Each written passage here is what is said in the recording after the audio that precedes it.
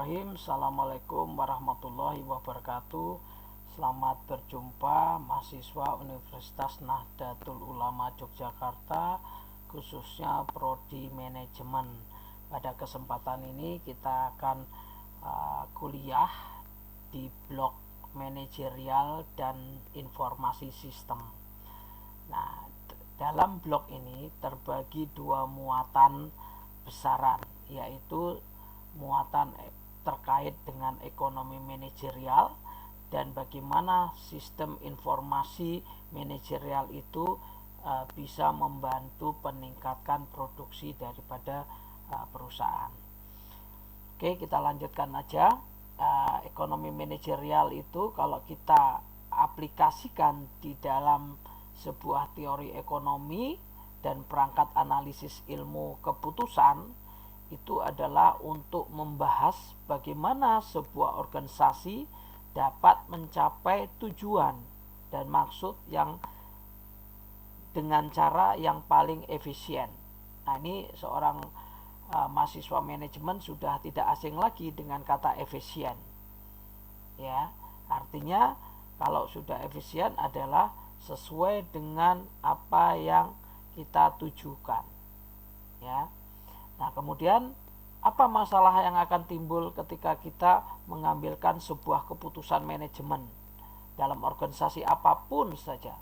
Misalnya di profit organisasi, di organisasi profit organisasi, maka akan timbul beberapa masalah untuk pengambilan keputusan dalam memperoleh profit sebuah organisasi. Kemudian di perusahaan nirlaba, contohnya rumah sakit atau universitas atau yang lain. Nah, atau yang ketiga, badan perusahaan. Nah, ini bagaimana mengelola keputusan manajemen itu dalam sebuah organisasi yang bisa terdiri dari profit, ya organisasi yang menghasilkan profit, kemudian nirlaba dan perusahaan. Nah, kalau kita lihat secara pengertian gitu ya, ekonomi manajerial itu kita lihat dari skema skematiknya gitu ya, bahwa ketika kita bicara tentang ekonomi manajerial, kita tidak luput dengan namanya masalah dalam pengambilan keputusan manajemen. Nah, dalam pengambilan keputusan manajemen ini akan terbagi menjadi dua paling besarannya, yaitu adalah kita lihat dari sisi teori ekonomi, itu kita lihat sisi mikroekonominya, kemudian makroekonominya. Yang kedua adalah sisi ilmu keputusannya. Nah, bagaimana memutuskan ekonomi manajerial itu adalah dilihat dari sisi matematika ekonominya dan ekometrinya. Nah, dari dua besaran masalah untuk membantu pengambilan keputusan tadi, maka dikelolalah ekonomi itu manajerial dengan mempelajari aplikasi teori ekonomi, perangkat ilmu keputusan untuk memecahkan masalah atau keputusan manajerial. Nah, dari situ maka akan memperoleh sebuah solusi optimum untuk masalah keputusan manajerial. Sehingga tujuan dan kendala dari yang bisa berbeda dari satu kasus ke kasus, tetapi proses dasar pengambilan keputusannya adalah sama. Jadi boleh kita meninjau dari sudut manapun, tapi dalam pengambilan keputusan itu diharapkan bisa memperoleh kesimpulan yang sama. Terkait dengan teori ekonomi, suatu organisasi dapat memecahkan masalah keputusan manajemennya dengan menerapkan teori ekonomi dan perangkat ilmu keputusan. Banyak menggali bagaimana pengambilan keputusan di sini. Nah, kalau kita lihat tadi teori ekonomi, ada pembagiannya di teori adalah ekonomi mikro, yaitu konsumen, individu memiliki sumber daya atau perusahaan bisnis. Jadi lebih kecil. Kemudian ada ekonomi makro, output, yang berupa pendapatan, pekerjaan, konsumsi, investasi, harga secara total atau aggregate dan secara keseluruhan. Itu teori ekonomi makro. Nah, terkait dengan model yang ada, maka menerima teori atau model apabila dapat memprediksi secara tepat dan bila prediksi tersebut logis sesuai dengan asumsi yang dibuat. Jadi dua model pengambilan keputusan menggunakan teori mikro dan makro itu disesuaikan dengan prediksi dan secara logis sehingga mempunyai asumsi yang bisa dibuat. Nah, terkait dengan ilmu keputusan tadi, jadi ada dua tadi kita harus memahami dua besaran tadi, yaitu ilmu keputusan itu bagaimana kita menggunakan perangkat matematika, ekonomi dan ekonometri untuk membentuk dan menginvestigasi model keputusan itu tujukan untuk menentukan perilaku optimum sebuah perusahaan. Bisa menggunakan alat matematika ekonomi untuk memformalkan atau menggambarkan dalam bentuk persamaan model ekonomi yang dipostulatkan oleh sebuah teori ekonomi. Kemudian yang kedua, ekonometri, menerapkan peralatan statistik, analisis regresi contohnya pada dunia nyata untuk mengestimasi model yang dipostulat oleh teori ekonomi untuk meramal apakah sebuah pengaruh tindakan itu ada pengaruhnya, ada akibatnya enggak untuk sebuah keputusan selanjutnya. Kemudian terkait dengan berbagai area fungsional ekonomi atau administrasi bisnisnya, ada area fungsional. Jadi area-area di ekonomi itu administrasi bisnisnya adalah area fungsional, itu berupa akuntansi, keuangan, pemasaran, manajemen, sumber daya manusia dan produksi. Nah, kemudian ada ekonomi manajerialnya, yaitu mengintegrasikan teori ekonomi, ilmu pengambilan keputusan, dan area fungsional bisnis untuk mencapai tujuan organisasi secara efektif dan efisien. Nah, ini sudah semakin nampak apa itu namanya ekonomi manajerial. Nah, dalam ekonomi manajerial tadi kita banyak fokus bagaimana proses pengambil sebuah keputusan manajerial. Nah, ini tahap-tahapnya adalah pertama, kita bisa menetapkan tujuan dari perusahaan itu dulu atau mengetahui tujuan perusahaan. Kemudian kalau sudah tahu mengetahui tujuannya, maka kita bisa mendefinisikan permasalahan yang dihadapi perusahaan dalam usaha mencapai tujuan tersebut. Nah, kita sudah mendefinisikan permasalahan, maka kita bisa memudahkan kita untuk mengidentifikasikan berbagai solusi-solusi pemecahan masalah. Nah, kalau sudah kita memiliki solusi tadi, memilih solusi terbaik dari solusi-solusi yang telah tersedia.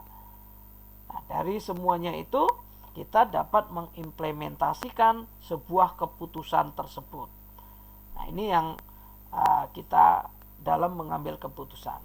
Nah, menurut teori sebuah perusahaan, jadi beberapa teori menyatakan bahwa perusahaan adalah suatu organisasi yang menggabungkan dan mengorganisasikan berbagai sumber daya, ya tadi ya, ada keuangan, ada modal, ada manusianya dan lain-lain, dengan tujuan untuk memproduksi barang atau jasa untuk dijual. Nah, itu perusahaan. Nah, dari perusahaan tadi tentunya mempunyai fungsi. Mengapa ada perusahaan? Fungsinya adalah membeli sumber daya atau input berupa tenaga kerja, modal, bahan mentah untuk diubah menjadi sebuah barang atau jasa untuk dijual. Nah, itulah fungsi dari perusahaan.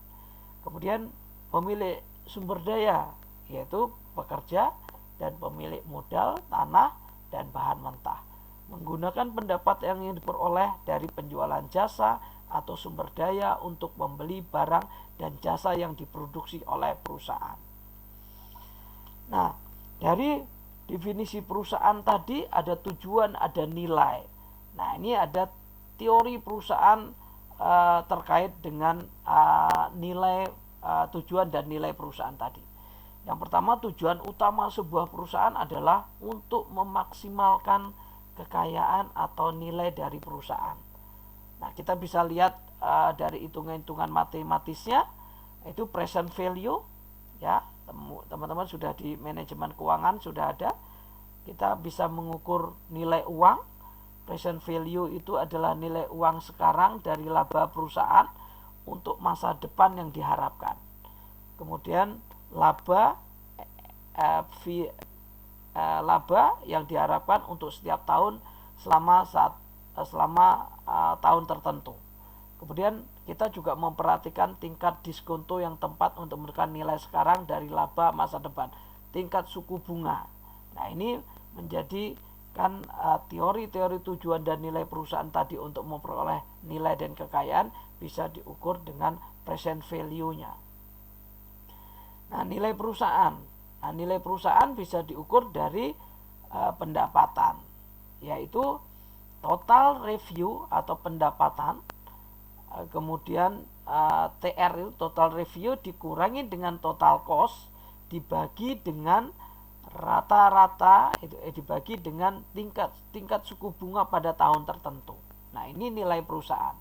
Sedangkan TR tadi total revenue atau pendapatan total itu tergantung pada penjualan atau permintaan atas output perusahaan. Jadi tergantung berapa besar konsumen itu membeli barang atau meminta produksi dari kita. Kemudian TC itu total cost tergantung pada teknologi produksi dan harga sumber daya, tingkat diskon atau tingkat suku bunga tergantung pada risiko yang diterima perusahaan dan biaya peminjam dana. Nah, ini nilai dari sebuah perusahaan. Kemudian kalau kita lihat dari kendala-kendala dalam operasi sebuah perusahaan, biasanya adalah ketersediaan input penting. Artinya sumber-sumber proses, sumber-sumber output yang output berupa input itu sangat terbatas. Yang kedua adalah kendala hukum yang dihadapi oleh perusahaan. Misalnya upah minimum, standar kesehatan dan keselamatan, standar emisi polusi, undang-undang pelarangan praktik bisnis dan yang tidak jujur. Ketiga, keterbatasan ruang publik dan gudang dan dana modal. Nah, ini menjadi kendala-kendala yang secara umum dialami oleh sebuah perusahaan. Ini masih sifatnya internal. Kalau sifatnya eksternal, misalnya kondisi sekarang pandemi, nah ini menjadi kendala tersendiri bagi operasional sebuah perusahaan.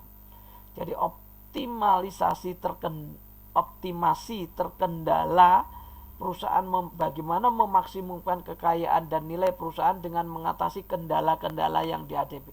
Artinya keterbatasan sumber daya yang ada itu, bagaimana perusahaan itu bisa memaksimumkan nilai dan kekayaan sebuah perusahaan itu. Nah, itu namanya bisa memanage manajerial, ekonomi manajerial. Nah,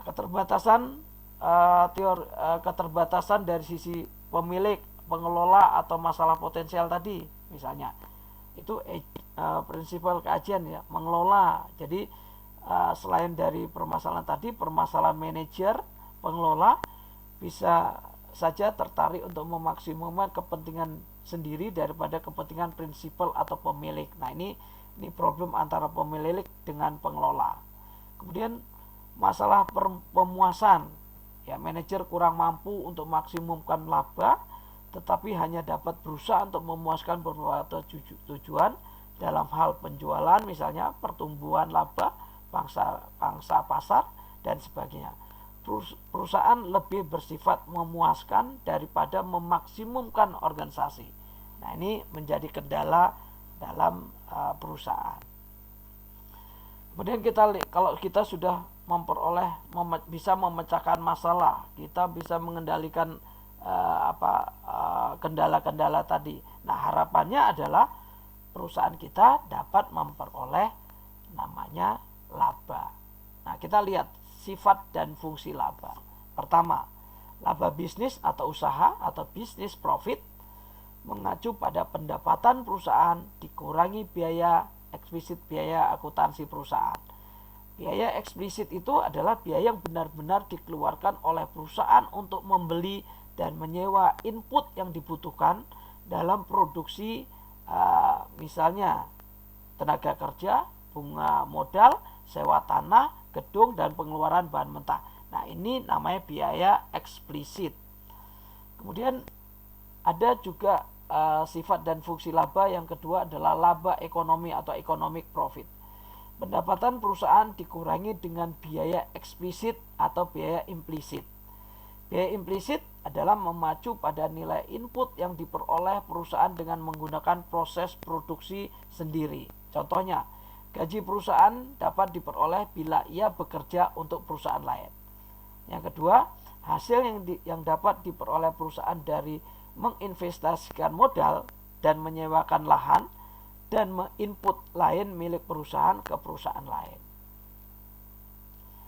Nah, ini teori-teori, kita perlu juga mengetahui teori-teori laba terkait dengan laba. Yang pertama, teori laba dalam menghadapi risiko. Hasil di atas normal dibutuhkan oleh perusahaan untuk masuk dan bertahan di beberapa bidang yang memiliki risiko di atas rata-rata. Contoh, eksplorasi minyak. Ya, dia memperoleh laba yang begitu tinggi, tapi memiliki risiko yang juga tinggi. Yang kedua, teori laba karena pergesekan. Laba timbul akibat pergesekan atau gangguan dari keseimbangan jangka panjang. Nah, ini yang ada pergeseran gitu ya, ada problem. Ini justru menimbulkan keuntungan ketika ada pergesekan atau pergerakan dari jangka panjang. Kemudian teori laba monopoli. Beberapa perusahaan dengan kekuatan monopoli dapat membatasi output dan mengenalkan harga tinggi dibanding pada pesaing sempurna, dengan demikian menghasilkan laba. Jadi dalam teori laba monopoli ini adalah dapat membatasi output karena dia adalah pemain tunggal dibanding dengan persaingan sempurna yang banyak pemain pesaingnya. Yang keempat adalah teori laba inovasi. Jadi ganjaran dari pengenalan inovasi yang berhasil. Nah, ini yang dunia sekarang milenial atau dunia digital, inovasi ini yang membuat membedakan produk sebuah perusahaan tertentu. Yang kelima adalah teori laba efisiensi. Perusahaan yang lebih efisien daripada rata-rata perusahaan lain akan memperoleh laba di atas normal. Nah, ini perlu sebuah pemikiran, kajian bagaimana kita memperoleh atau gerakan program-program kita untuk memperoleh laba yang efisien.